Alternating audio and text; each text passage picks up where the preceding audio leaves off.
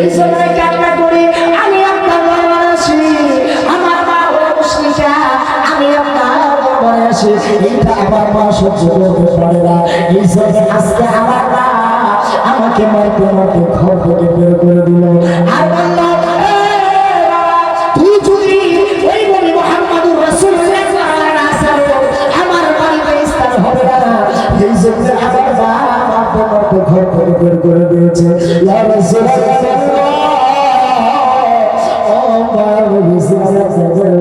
আসলে আল্লাহ নবী বলে, ও সাহাবী, তুই কি তোমার মায়া মেরেছে সেইটা বিচার দেওয়ার জন্য নালিশ দেওয়ার জন্য তুমি কি আমার দরবারে এসেছো নাকি? ওই সাহাবী বলে, নবী গো, মা মেরেছে তাহলে বিচার দেওয়ার জন্য আসে নাই, মা মেরেছে তাহলে নালিশ দেওয়ার জন্য আসে নাই। ও হুজুর, আমি আসছি, আপনি আমার মায়ের জন্য একটু দোয়া করে দেন, আল্লাহ যেন আমার মাকে হেদায়েতের দরজা নসিব করে দেন। সুবহানাল্লাহ। ওই হযরতে সাহাবী, তার নাম হলো হযরতে আবু হুরায়রা।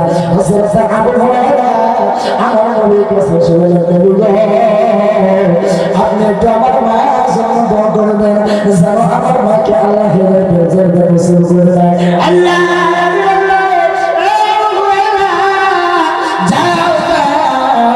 বাড়িতে চলে যাও।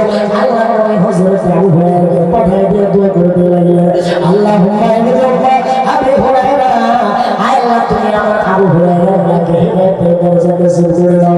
আল্লাহ নবী দোয়া করতে লাগলেন, আবু হুরায়রা সমান দৌড়াইতেছে, সাহাবায়ে পিছন থেকে দিয়া জামাতে ধরছে, জামাতে ধরলো। হযরত আবু হুরায়রা বলেন, আমার জামা ছেড়ে দাও, আমাকে দৌড়াতে দাও, আমি কি আমার বাড়িতে পৌঁছাইতে পারলাম নাকি আমি যাই আমার নবীর তুমি আমার বাড়ি মায়ের বাড়ি পৌঁছে গেছে, এইটা আমি দেখতে চাই, এইটা আমি দেখতে চাই। এই জন্য আমাকে তোমরা